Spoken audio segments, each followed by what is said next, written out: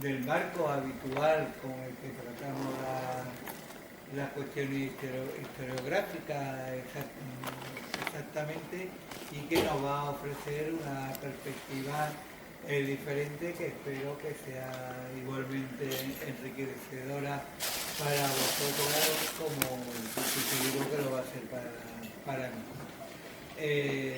Bueno, Blanca Rodríguez, profesora de Derecho Constitucional en la Facultad de Derecho, bueno, no sé si en la facultad o en varias facultades, como vais a ir moviendo de un lado para otro, de la Universidad de Sevilla, y es miembro de la Junta Directiva de la Asamblea Federalista, que, como bien sabéis, como digo, es una asociación creada hace 7 años, ¿no? Si mal no he visto, que agrupa a las personas que piensan que el Estado español debe adoptar una configuración federalista, y en base a ello, pues por lo que pensamos desde el punto de vista del derecho, pues darle voz en este curso, que no sea el habitual siempre de la perspectiva historiográfica. Así que sin más, pues te paso la palabra y bueno. ¿Voy a meter Yo creo que no, porque pasa lo de ayer y toda la experiencia de ayer mejor es que empiece a hablar, vale. Porque si no te va a coger el tren y te lo Vale. Bueno, muchísimas gracias, José Luis, muchísimas gracias por la invitación. Yo, como le decía a José Luis antes de que empezáramos, soy una absoluta intrusa, no soy historiadora. Me siento tan honrada como abrumada por la invitación y por entrar, o sea, la posibilidad de entrar en diálogo con quienes contempláis la realidad federal desde otra perspectiva, bueno, de la que se ha estado abordando aquí, que también le comentaba a José Luis, tan interesante. Ayer, acaba de llegar Olga Burgos, que forma parte del proyecto de investigación que coordino, del que también hablaba José Luis, ahora os contaré de él, y estaba hablando con otras colegas del proyecto ayer, después de nuestra sesión de mañana y de la comida, y decía, ostras, tenemos que trabajar con la historiografía, y sobre todo con la historiografía de este momento histórico en concreto, ¿no?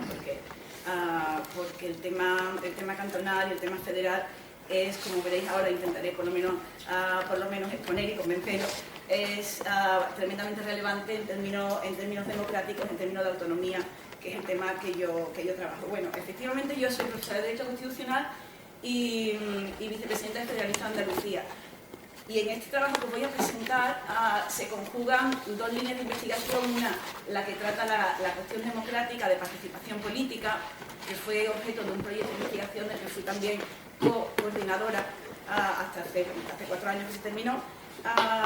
Y otro que es sobre, como también he mencionado alguna vez en mis intervenciones en este curso, temas de género, la democracia vista con perspectiva de género y el papel del género en la construcción de la democracia, que es lo que os voy a intentar narrar aquí ahora un poquito. Y en concreto, el proyecto de investigación en el que estamos trabajando ahora aborda la cuestión de las identidades sexogenéricas no normativas, las identidades sexogenéricas en concreto no binarias, aunque va más allá de eso, pero bueno, digamos que el núcleo duro es eso. Y me diréis, ¿qué tendrá eso que ver con el federalismo y el cantonalismo? Bueno, yo espero ser capaz de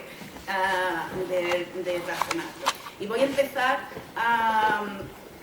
bueno, eso para que me conozcáis, sepáis desde qué ángulo vengo, ¿no? Que además de estar involucrada en el tema federal, lo estoy en temas de género, y aquí en la presentación que voy a hacer se van a cruzar. Y lo que voy a presentar aquí es un trabajo medianamente en desarrollo, del que voy a presentar un fragmento que ya está concluido, pero el trabajo estoy ahora mismo, de hecho, en una instancia de investigación desarrollándolo, pero lo que voy a presentar son mis conclusiones provisionales, más que provisionales, parciales, de este trabajo, y a ver qué os parece, ¿vale? Vamos a ver, por conectar con lo que se viene diciendo aquí, yo me voy a centrar en el contexto constitucional del 78. De nuevo, no soy historiadora, soy constitucionalista. Y lo característico del contexto constitucional del 78 en lo que tiene que ver con la distribución territorial del poder es su absoluta indefinición constitucional, lo que Pedro Cruz Villalón ha llamado la desconstitucionalización de la estructura territorial del Estado. La Constitución tiene una auténtica, es un mosaico de normativas, o sea, de preceptos que dejan la cuestión abierta y que dan cabida a casi cualquier solución.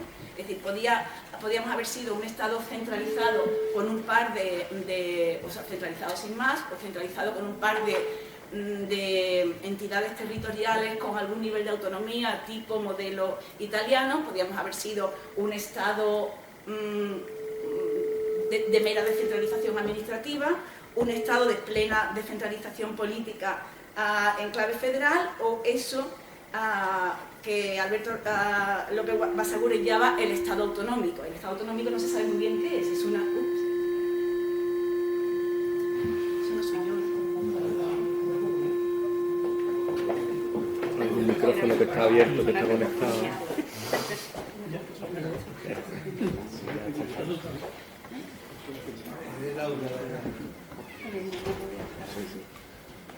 Y en este sentido, bueno, como decía, en este sentido tenemos pues, la posibilidad de tener un Estado autonómico de vía rápida que ofrecía el artículo, que ofrece todavía, porque el texto constitucional, como sabéis, no ha sido modificado más allá que por mandato europeo, el artículo 151 de la Constitución, el Estado constitucional de vía lenta que introduce el artículo 143 de la Constitución, con bloques de acceso a competencias distintos. Tenemos, además, se reconoce la singularidad de Navarra, la disposición adicional, o sea, de los territorios forales, se reconoce la simplificación del acceso a la autonomía de aquellos territorios que hayan tenido una experiencia preautonómica, se reconoce la singularidad de Ceuta y Melilla y se deja abierta la posibilidad de que se constituyan en ciudades autónomas, como de hecho se hizo en el 95.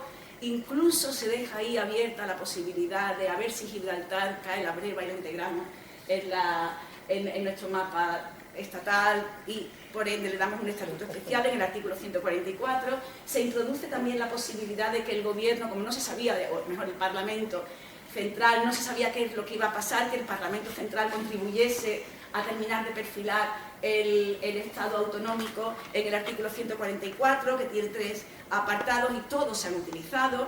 El artículo 144, vamos a ver, lo encontraré, que en el apartado A dice que las Cortes Generales, mediante ley orgánica, podrán, por motivos de interés nacional, autorizar la constitución de una comunidad autónoma cuando su ámbito territorial no supera el de una provincia y no tenga entidad histórica, ¿no?, como ha sido el caso de otras provincias, y no reúna las condiciones del artículo 143, que no tenga suficiente entidad histórica. Ese artículo se utilizó en el caso de Madrid.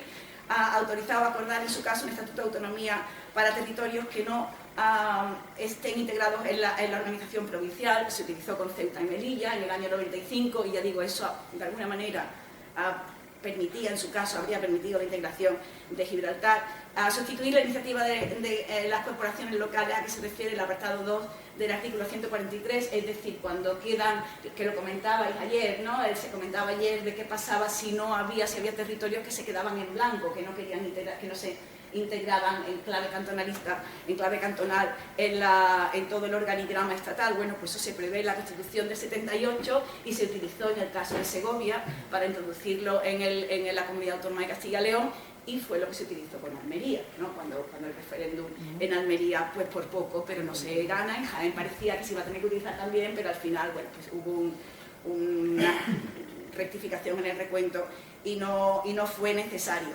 Y después vinieron los pactos, bueno, después no, en medio vinieron los pactos autonómicos del 81, cuando ya pues, se termina de configurar el mapa autonómico. Además, se unifica también en buena medida la distribución territorial de competencias, el mapa territorial en clave de distribución de competencias, tenemos la ley orgánica de transferencia de Valencia, de Canarias, de Valencia, y con los pactos autonómicos ya definitivamente del año 92. Y parece que ya tenemos nuestro mapa territorial en el enclave de estado de autonomía, pero es un mapa territorial forjado a base de bocados, es decir, no tiene un diseño, un prediseño claro en clave constitucional, sino que se han ido utilizando distintos preceptos y se ha ido haciendo de la necesidad virtud y se ha constituido un mapa que no tiene una lógica propia, que se ha ido forjando más a base de bocados legislativos, de avances legislativos, o de avances o como queramos calificarlos, pero de normas con rango de ley, llámese normas de transferencia o llámese estatutos de autonomía, muy especialmente con toda la oleada de reformas de estatutos que comienza en el año 2006 con el Estatuto Valenciano y que sabemos un poco en lo que derivó y no hace falta que nos metamos en eso, y a base de golpe de jurisprudencia del Tribunal Constitucional. Porque también la propia definición del mapa competencial es muy ambigua, teniendo algunas competencias tremenda generalidad, ¿no? Tenemos el artículo donde están las competencias del Estado que pueden en cierta medida asumir las comunidades autónomas.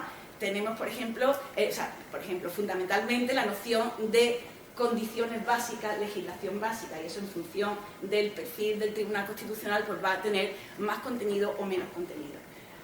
Es decir, va a permitir que el Tribunal Constitucional haga una lectura más o menos amplia de lo que se entiende por condiciones básicas para tirar hacia la centralidad o no, ¿no? Que es para hacer una lectura más o menos centralista de estas competencias o no. Y esa lectura centralista, ya a partir de mediados de los años 90, fue la que sirvió un poquito de acicate para la oleada de reformas de estatuto de autonomía que empezó, como decíamos, en el 2006 con el estatuto valenciano. Todo muy etéreo, sin base constitucional, todo fruto de la desconstitucionalización de nuestro mapa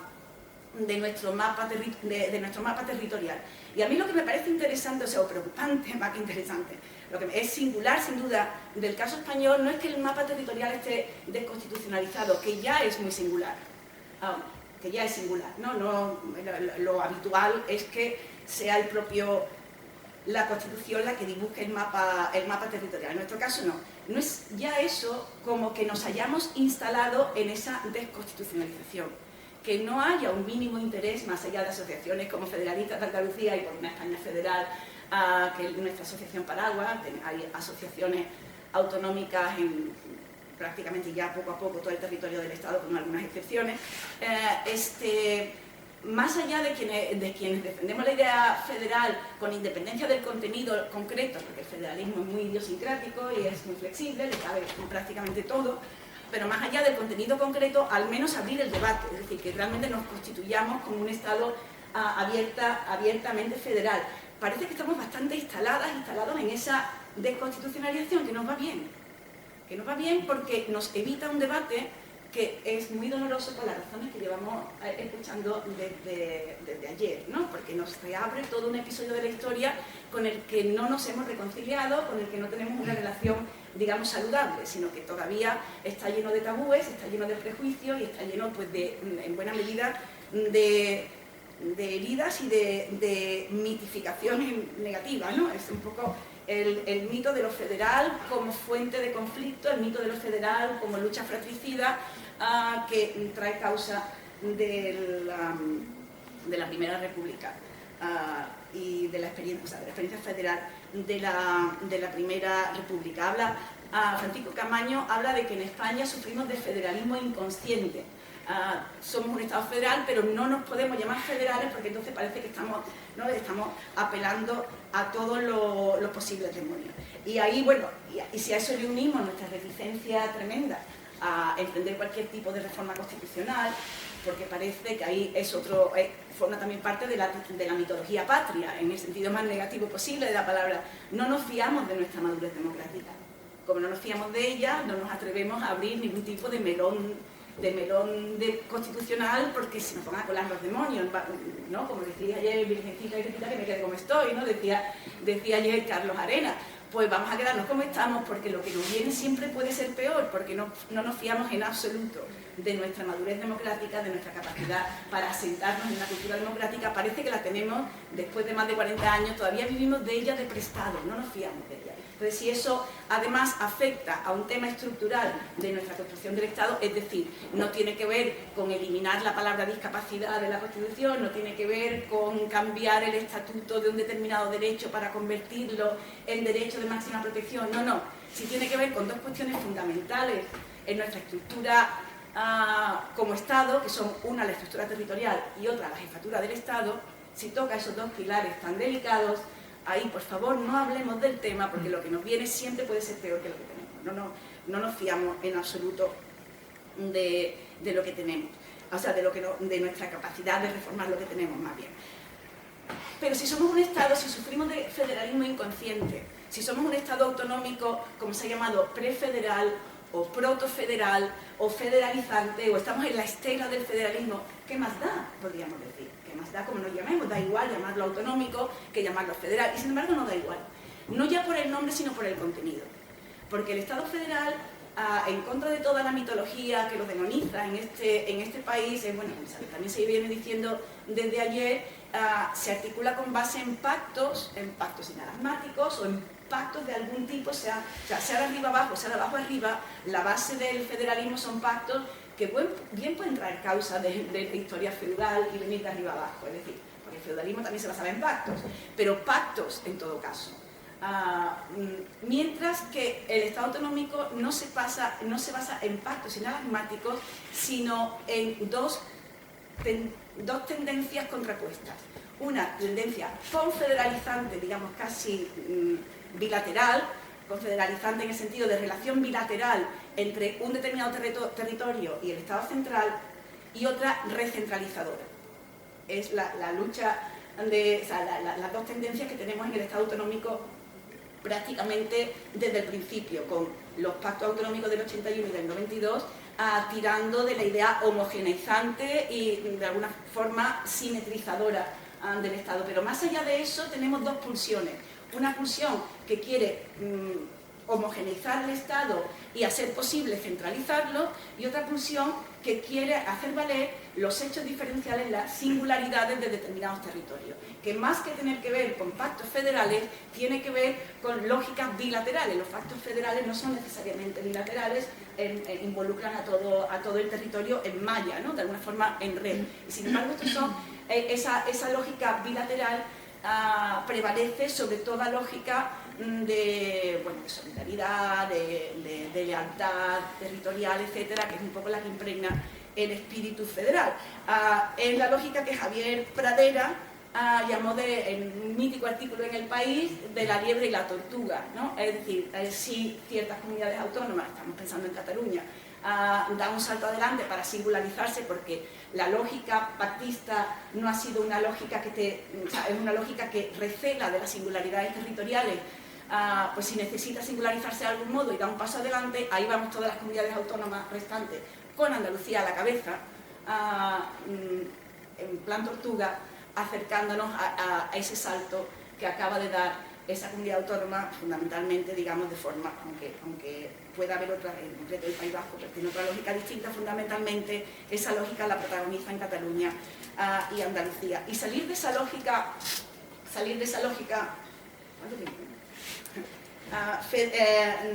de contraste entre lo bilateral y lo homogeneizador es complejo. Es decir, conseguir abrazar el principio federal en términos que se convierta en una fórmula para abrazar la convivencia y la diversidad es el gran reto que tiene este país. Yo sostengo que este país tiene el reto de convivir con la diversidad en todos los terrenos, no solamente en el terreno territorial, y de eso decía, ¿no? Hablaba del proyecto de investigación que tenemos sobre identidades no normativas.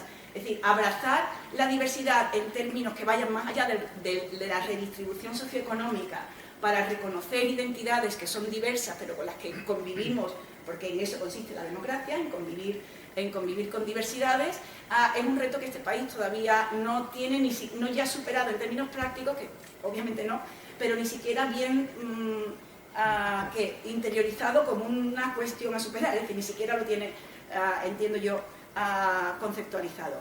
Y en ese sentido, las visiones del federalismo que le interesa fundamentalmente a este país, que anhela este país, son visiones de federalismo fundamentalmente cooperativo. ¿vale? Lo que de alguna manera nos inspira es el federalismo cooperativo, son aquellas dinámicas de cooperación interterritorial en las cuales pues esa diversidad un poquito se diluye. Nuestro modelo es el alemán, a lo que aspiramos es a funcionar como Alemania, el federalismo cooperativo. Y sin embargo el federalismo no vamos a encontrar, lo mencionaba yo en alguna intervención, el federalismo no vamos a encontrar ningún país cuya fórmula federal sea igual a la de ningún otro. Ni vamos a encontrar ninguna fórmula federal que responda a un modelo teórico clínicamente puro. El federalismo tiene la belleza democrática de ser muy maleable y de adaptarse a la idiosincrasia de cada territorio, a las necesidades democráticas de cada territorio, a la etiología de cada territorio. Con esto quiero decir que no hay un sistema federal cooperativo puro, ni otras modalidades, como ahora voy a explicar, del federalismo competitivo dual, que sean también químicamente puros. Hay ingredientes, hay dinámicas cooperativas, dinámicas competitivas y dinámicas duales. Y sin embargo este país, pues de alguna forma, como somos conscientes de nuestras carencias, o mejor, asociamos el federalismo con lo que hemos hemos demonizado, ¿no? La primera experiencia republicana, y la hemos demonizado como el epítome de la secesión y el conflicto, pues parece que tenemos que reivindicar, para que no se nos tache de separatistas, pues quienes estamos involucradas en el movimiento federalista, tenemos que decir, no, pero cooperativo, no me malinterprete, yo no quiero romper España, yo soy cooperativa, ¿vale? El federalismo cooperativo es seña de identidad de Alemania. Pellizco de federalismo cooperativo, sin cooperación y federalismo en ningún sitio. Lo tenemos también en Estados Unidos, lo he mencionado también un par de veces, desde el New Deal fundamentalmente, ¿no? Desde los años 30 del siglo pasado en Estados Unidos. El federalismo cooperativo tiene un problema, que es que efectivamente homogeneiza, diluye diferencias, diversidades, y convierte en Alemania el principal papel, el papel político de los Länder se articula fundamentalmente a través no ya del Bundesrat, del Senado, sino a través del Parlamento. Son pactos políticos. Es decir, si vamos a cooperar, si vamos a desarrollar políticas, el modelo de federalismo cooperativo que tenemos en este país, el ejemplo emblemático es la ley de la dependencia.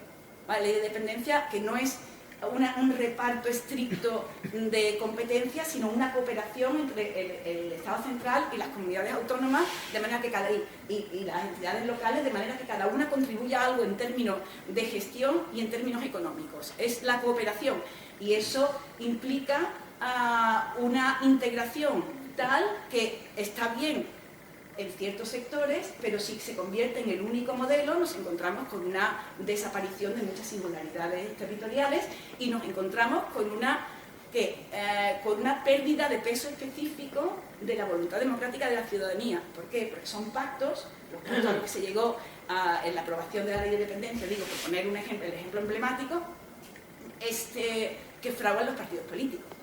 Ahí ya lo que diga la ciudadanía de un determinado territorio importa mucho menos que lo que pacten determinadas secciones de determinadas corrientes políticas, porque tienen que llegar a un acuerdo que abarque realmente a todo el territorio. Ahí la ciudadanía tiene menos capacidad de influir, tiene menos capacidad de rendir cuentas, no se sabe quién ha hecho qué, porque todo está cooperado. Entonces te pueden decir, no, si es que eso me vino de Madrid, no, yo es que eso después se lo delegué a los municipios.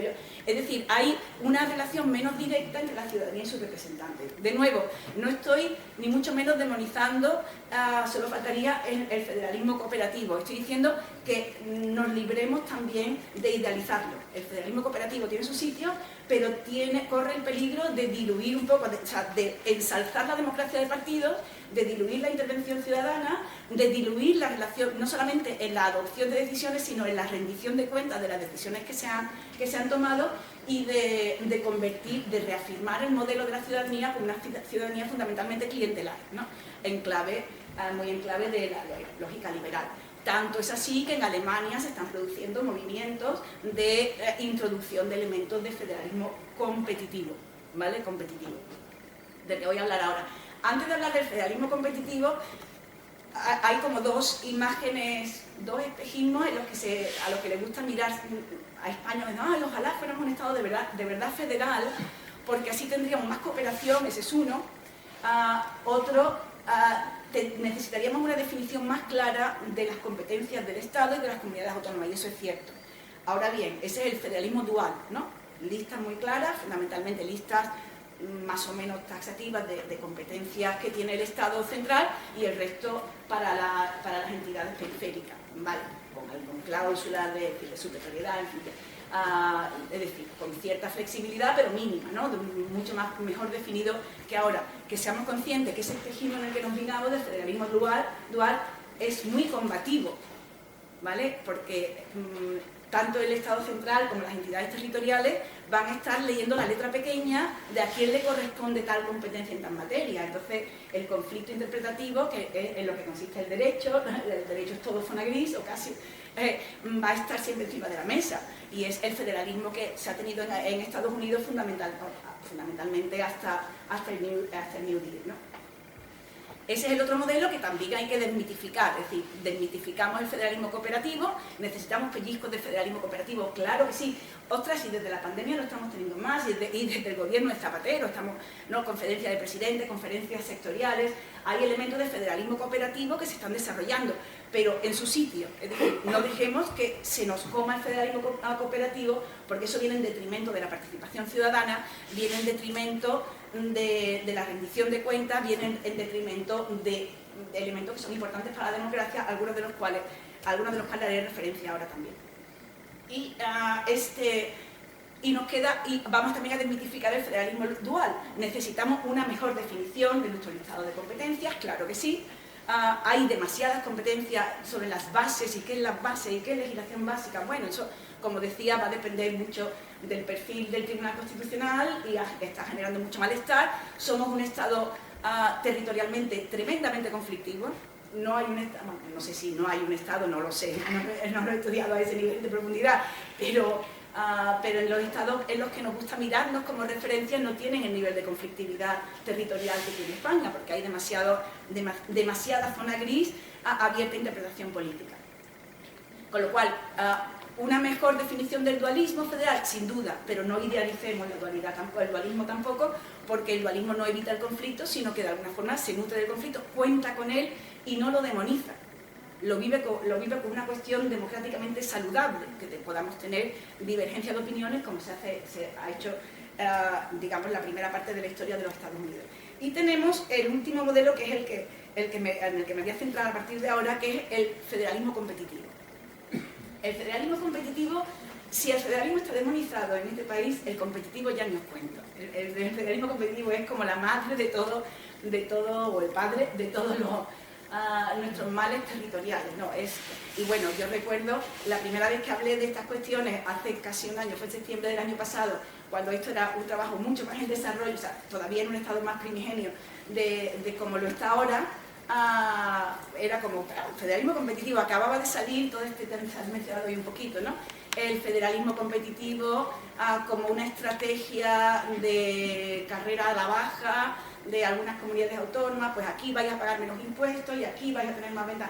El federalismo competitivo tiene una lógica muy capitalista, muy de hacer atractivo vivir en un determinado territorio con base en una lógica muy capitalista, porque nosotros somos mejores. Y eso requiere tres premisas. Una, que haya mucho donde elegir en términos territoriales, como es el caso de España, 17 comunidades autónomas, 2 ciudades autónomas, ¿vale? Que haya, porque si hay 2 no tiene sentido el federalismo competitivo, pero que haya una relativamente amplia diversidad de comunidades autónomas, que la ciudadanía tenga capacidad de moverse entre esos territorios, y la realidad y la creencia que se retroalimentan de que la ciudadanía puede condicionar las políticas de esos respectivos territorios. Es decir, no me vale 17 territorios distintos en China, ¿vale? No me vale la autonomía de Tíbet, eso no me vale para nada. Tiene que ser territorios democráticos en los cuales la ciudadanía pueda condicionar políticas y además embarcarse en ejercicio de rendición de cuentas con su poder representativo. Bueno, pues esta lógica capitalista de vamos a ofrecer más y mejores servicios por menos precio Lo que yo voy a proponer aquí, que es la lógica del federalismo competitivo en general, primero, esa lógica es la que ha impregnado los Estados Unidos también en su lógica dual competitiva hasta el New Deal, y se está retomando ahora, ¿vale? Se está retomando ahora, bueno, volveré a mencionar eso más adelante, cerrando un poco el círculo. En Alemania se han introducido también esta lógica del federalismo competitivo. Se le critica precisamente por esa carrera hacia la baja, race to the bottom. Yo digo, bueno, race to the bottom si lo único que nos interesa es el dinero, si nos interesa la calidad de los servicios, puede que no esté mal, ¿no? Puede que yo me quiera ir a vivir a un sitio donde la educación pública pues es mejor. El Tribunal Constitucional la ha validado en algún sitio lo tenía apuntado, pero voy a tratar de encontrarlo. Si os interesa, bueno, doy la referencia tanto a nivel local como a nivel autonómico.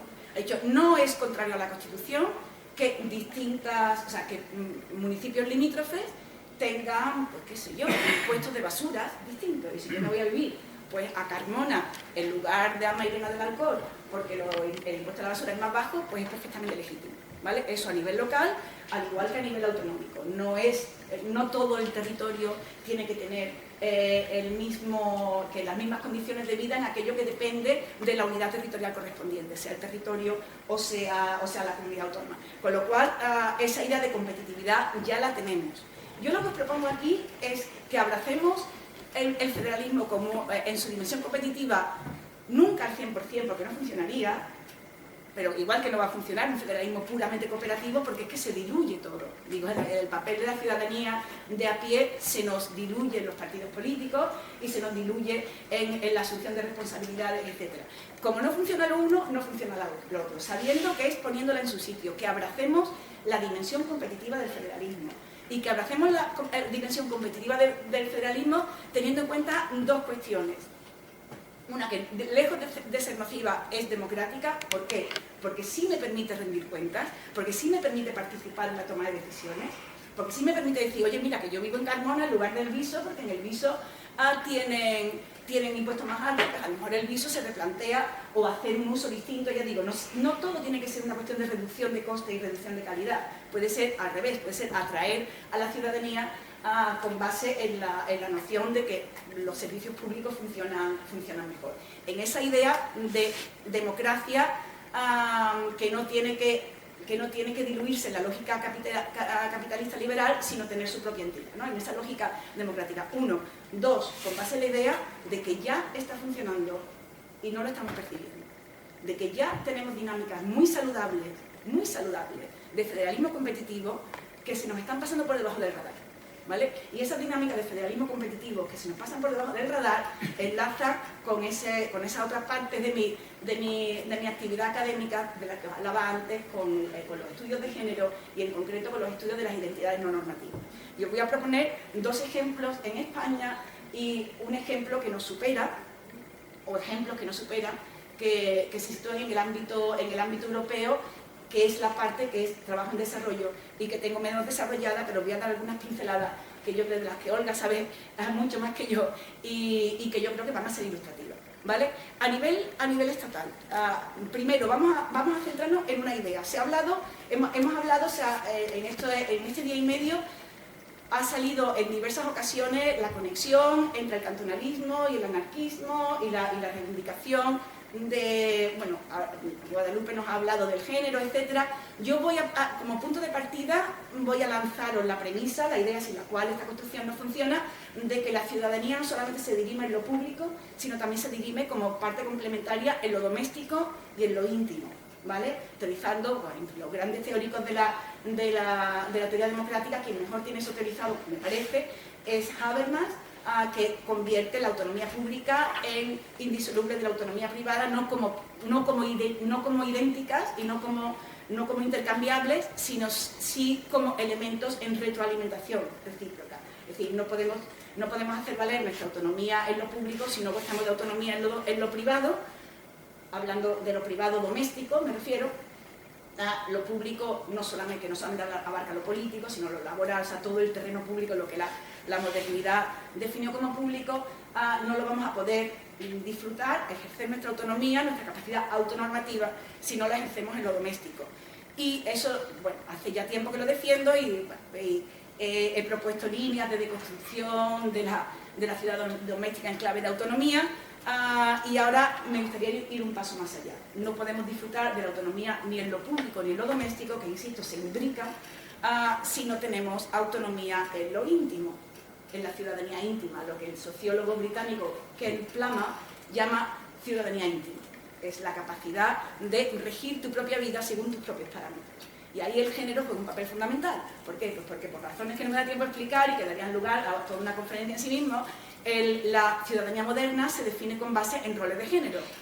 Los varones hacen una cosa, las mujeres hacen otra. Bueno, pues si partimos de ahí y no tenemos autonomía para decidir en qué roles nos ubicamos, pues todo lo demás no me sirve, ¿no? Si a mí ya me dicen desde el principio, oye, mira, a ti te toca esto, pues yo no lo quiero, pues te aguantas. Pues vaya porquería de autonomía voy a tener en lo público, ¿no? Si nos tomamos en serio esa imbricación de lo público, doméstico e íntimo, ¿vale? Bueno, partiendo de ahí, dicho de una manera muy somera, obviamente, después si queréis lo charlamos un poco más, y partiendo de la idea que se ha aterrizado, fundamentalmente teoría de género, aunque no solo, de ciudadanía diferenciada, ¿vale? Y de universalismo diferenciado. Hay una frase que me encanta, que si algo tenemos en común los seres humanos, son nuestras diferencias, ¿no? Si algo nos une, es que cada cual es de una manera. Bueno, pues si tomamos esa idea de el único universalismo posible es la diversidad, es el reconocimiento de nuestras diversidades, con todo lo que os acabo de decir como trasfondo, es decir, nuestra incapacidad casi patológica, políticamente patológica, de abrazar un modelo federal, nuestra ceguera ante las ventajas del federalismo competitivo, ¿vale? La imbricación de los distintos niveles de ciudadanía pública, privada, doméstica. Con todo eso yo os propongo la siguiente reflexión. Hay ya dos cuestiones en las que sean dos temas que tienen que ver con el género, que tienen que ver con la diversidad sexogenérica, en los que España ha estado a la cabeza de Europa y del mundo. Bueno, en el segundo del mundo ya no, pero bueno, porque con todos los debates internos en fin, no hemos llegado a los primeros, pero no pasa nada, no se trata de llegar primero, se trata de llegar a y que han tenido detrás dinámicas de federalismo competitivo de las que no nos hemos preparado, ¿vale? Uno es el matrimonio igualitario y otro es el reconocimiento de identidades sexogenéricas no normativas, la ley trans. Tanto una como otra ley tienen detrás dinámicas de federalismo competitivo. ¿Por qué? Os lo explico.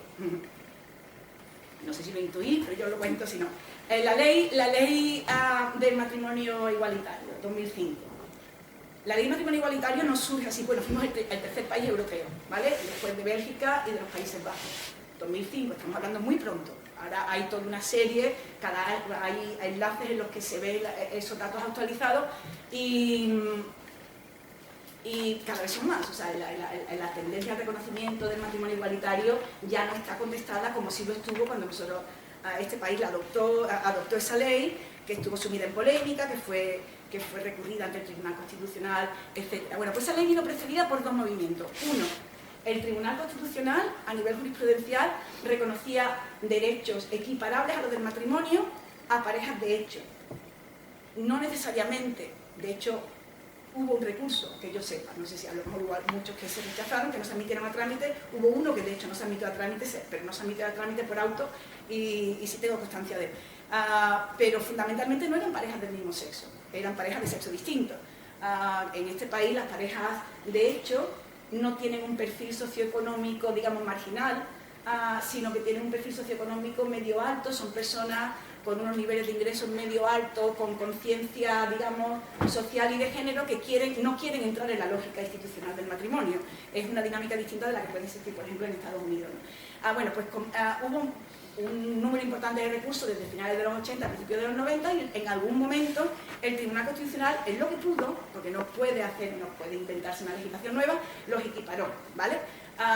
Los equiparó a base de sentencia, en plan pretoriano, ¿no? A base de sentencias concretas, obviamente no legislando, porque no puede hacerlo, ¿no? Y el legislador estatal no legisló tampoco. Lo hizo también en plan, hombre, no pretoriano, pero sí sectorial. Es decir, la equiparación de las parejas de hecho al matrimonio la encontramos en prácticamente toda la legislación, pero no hay una ley específica de parejas de hecho a nivel estatal. Pero cuando la ley del matrimonio igualitario se aprueba en 2005, hay 12 comunidades autónomas que ya han regulado las parejas de hecho. Y que la han regulado no solamente la de sexo distinto, sino también la del mismo sexo. 12. A día de hoy son 14. Faltan 3. Si no estoy confundida, ahora lo busco. Pero en su momento eran 12. Y es muy interesante porque de esas 12 se ha hablado también, bueno, hemos estado hablando que tiene todo que ver con el cantonalismo. Algunas de esas 12 tienen derechos forales.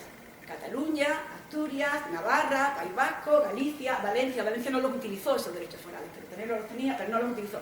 Las demás sí los utilizaron. Y los utilizaron para avanzar lo más posible en la semejanza de la regulación de las parejas de hecho con el matrimonio. Es decir, lo asimilaron al Código Civil lo más posible. Andalucía no pudimos, porque no tenemos derechos forales y hay un límite a lo que podemos hacer.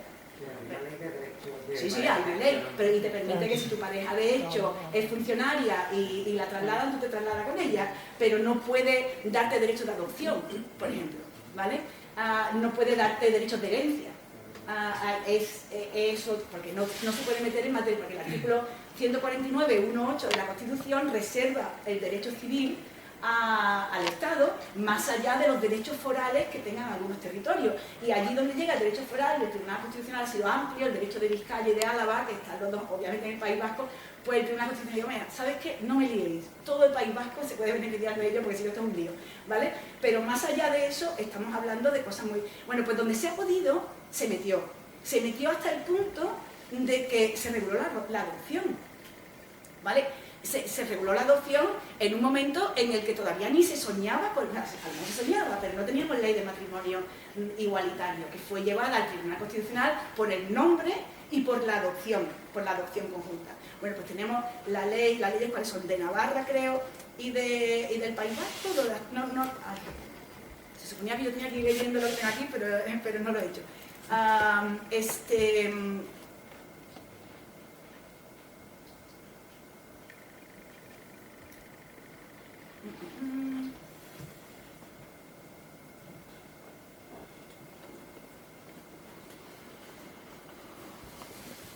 Vale, Aragón y Cataluña. Aragón y Cataluña regulaban Aragón y Cataluña se sumaron luego al carro. Han sido los que la han regulado, bueno, Aragón, Cataluña, Navarra, País Vasco y Galicia. 2 de esas leyes fueron llevadas ante el Tribunal Constitucional, la ley Navarra y Vasca. Lo que pasa es que el Tribunal Constitucional la declaró inconstitucional por otras razones, pero dijo que la adopción no era inconstitucional. Y la otra, bueno, el recurso fue planteado por el gobierno, llegó un nuevo gobierno, retiró el recurso y ahí no se decidió. Pero tanto es así que cuando Cataluña no tenía prevista en la versión original, la ley catalana es la primera, del año 98, perdón. La ley catalana fue la primera.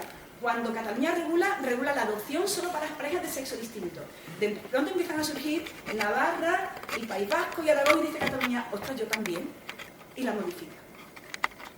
Eso yo lo leo como una dinámica de federalismo competitivo, ¿vale? Es que yo tengo aquí una situación que no he regulado y tengo comunidades autónomas vecinas que sí la han regulado y no es una cuestión de rebaja de costes ni de rebaja de calidad, es de mejora de la calidad de la convivencia ciudadana. Cataluña lo modifica cuando el gobierno central regula el matrimonio igualitario y cuando el Tribunal Constitucional tiene que decidir sobre el matrimonio igualitario, ya no son 12, son 3 las comunidades autónomas, tenemos 14 comunidades autónomas, ya 2 de ellas después de la ley del 2005, que regulan el matrimonio igualitario y algunas de las cuales van mucho más allá. Es que regulan herencia, es que regulan adopción. ¿Vale? Entonces, cuando el Tribunal Constitucional, cuando al Parlamento le llega esa cuestión y cuando llega al Tribunal Constitucional, eso ya es una realidad en casi todo el territorio del Estado. Bueno, todo el territorio no, porque está Castilla y León, que no lo tiene, y es muy grande, ¿vale? Pero todo el territorio del Estado tiene registros de parejas de hecho, que está abierto a todos registros autonómicos. Y además ha habido, antes de que todo esto se homogeneizara, fijaos como la dinámica de federalismo competitivo, que parece que van a crear rivalidad, contribuyen a la homogenización en el mejor sentido democrático de la palabra, en la medida en que equipara al alza la calidad de la ciudadanía democrática, ofreciendo una base de derechos fundamentales con todo lo que la familia y el matrimonio tiene de permitir un estatus ciudadano lo equipara al alza en términos, decía, democrático. Pero antes de que eso se homogeneizara, también había rivalidades que no tengo estudiadas porque son mucho más de detalle a nivel local. O sea, entre municipios, era, oye, que yo tengo, que este tiene registro de pareja, de hecho, pero el otro no. Ostras, pues si soy una pareja, pues a lo mejor os da igual. Una pareja del mismo sexo os da igual por volver a Carmona y al Viso del Alcor. Pues mira, pues me voy al Viso, ¿sabes? Pues total, estamos a 10 kilómetros, ¿qué más me da? Esas son dinámicas del federalismo competitivo y las hemos tenido en España. Y toda la polémica que se generó con el matrimonio igualitario desconocía que es que ya era una realidad respecto de la cual era sociológicamente imposible dar marcha. Bueno, muy parecido lo tenemos con la ley trans. La ley trans, que se aprueba este año, la ley 4/2023, viene en el momento de su aprobación, que somos 17 comunidades autónomas. 16 teníamos ya ley trans. 16. Solo una, Castilla y León, reincidente. No, perdón, 16, no, 15. Asturias no tiene, pero tiene un anteproyecto. ¿Vale? Asturias está en ello. Asturias está en ello, estaba en ello antes de que se aprobara la ley trans. Castilla y León ni se la ve ni se la espera. Y de todas esas 15, que somos 17, de todas las 15, la polémica que ha suscitado la autodeterminación, que no se medica, que no se patologiza, etc. No me quiero meter en detalles teóricos de la patologización, que ya ha sido erradicada por la Organización Mundial de la Salud, de la contradicción democrática, de que tu identidad, tu autonomía, tu ciudadanía íntima se patologice si no encaja en un modelo preestablecido. Eso podemos, ya digo, también daría lugar a una charla monográfica más amplia. A mí lo que me interesa ahora en clave federal es que de esas 15 comunidades autónomas, todas menos Galicia reconocen el principio de autodeterminación. Y el anteproyecto de Asturias también. ¿Vale? O sea, tenemos solamente Galicia como excepción y Castilla y León que no tiene nada. Todas.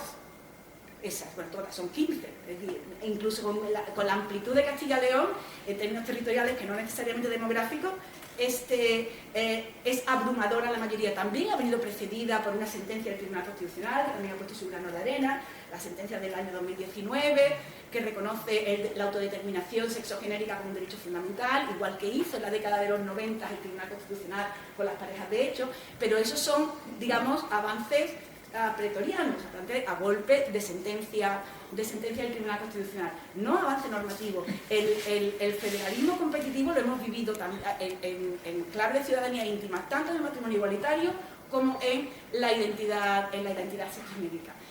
Tanto es así que originalmente la ley canaria no reconocía el derecho de autodeterminación y fue reformada en el año 21, estaba rodeada de leyes que lo reconocían y también pasó a reconocerlo. Eso se llama dinámica de federalismo competitivo. Entiendo yo, ¿vale?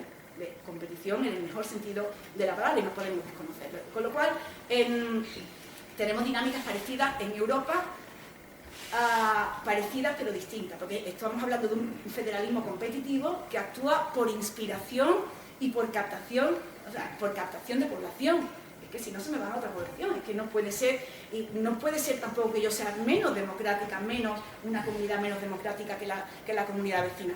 En Europa se están produciendo dinámicas que tienen más que ver con la lógica de las OPAs hostiles, es decir, con base en el derecho a la libre circulación europea, la ciudadanía íntima que se reconoce en un país es transportable a otro país, y en otro país se calla, no tiene que reconocerla en sus propios términos, en su propia legislación, pero sí tiene que reconocer su existencia y darle acomodo como si la reconociera tratándose de una ciudadanía europea. No sé si me explico. Ya digo, a mí me gusta llamarla dinámica no de inspiración, sino de OPA hostil. O sea, yo soy ciudadana española, me voy con mi identidad sexogenérica, no tenemos todavía sentencia en esa línea, pero si yo me voy con mi identidad trans a un país que no la reconoce, tipo Polonia podrá no tener ley trans, podrá no querer tenerla nunca, pero a mí me tiene que reconocer con mi identidad, tal y como la tengo reconocida en mi país de origen, aunque no la regule, ¿vale? Esas son esas dinámicas.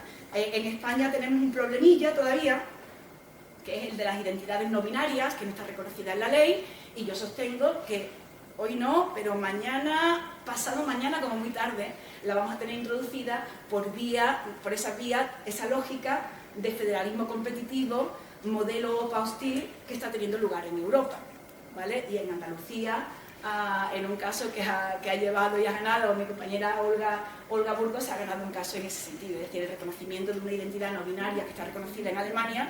El Tribunal Superior de Justicia de Andalucía ha dicho no podemos no reconocerlo.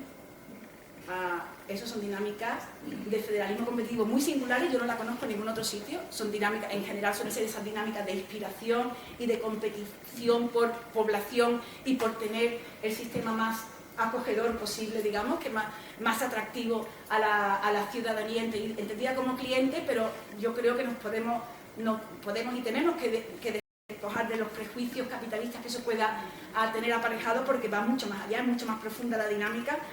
La dinámica de Europa es otra, no es una dinámica de inspiración, de captación de ciudadanía, es una dinámica, insisto, no se me ocurre otro símil más que lo refleje mejor que el de la OPA hostil. Yo tengo mi legislación en mi país y esa ciudadanía de mi país que tiene reconocida su ciudadanía íntima se tiene que mover con esa ciudadanía íntima, llámese matrimonio igualitario, llámese homoparentalidad, llámese identidad sexogenérica no binaria, se tiene que mover por todo el territorio. A mí me parece que es una cosa muy singular europea, porque el espacio europeo es un espacio muy singular. Voy a terminar con una nota negativa, porque el federalismo, lo comentábamos también ayer, no conoce necesariamente de ideología. Aquí estamos hablando de dinámicas competitivas que se están produciendo en el sentido de subir los estándares del reconocimiento ciudadano. Nada impide que se produzcan en el sentido inverso, y es lo que creo que he dicho alguna vez. En este curso me parece que se está produciendo en Estados Unidos. El retroceso en materia de aborto, el retroceso en materia de acciones afirmativas, es una dinámica en la que yo sostengo tiene el género y la raza, es decir, los colectivos preteridos por el sistema democrático, porque no son los modelos normativos en los que el sistema democrático se inspira y toma de base, son víctimas colaterales. Lo que hay en el fondo es un revival de dinámicas federales, de dinámicas prefederales, de dinámicas de federalismo dual, de dinámicas casi confederales, de que son los estados los que tienen la última palabra, y quién es la Corte Suprema, y quién es el Estado Central, y quién es la Constitución Federal, para decirme a mí que hay un derecho que va en contra de la voluntad del pueblo de mi circunscripción, ¿no? O sea, de mi territorio, de mi entidad política.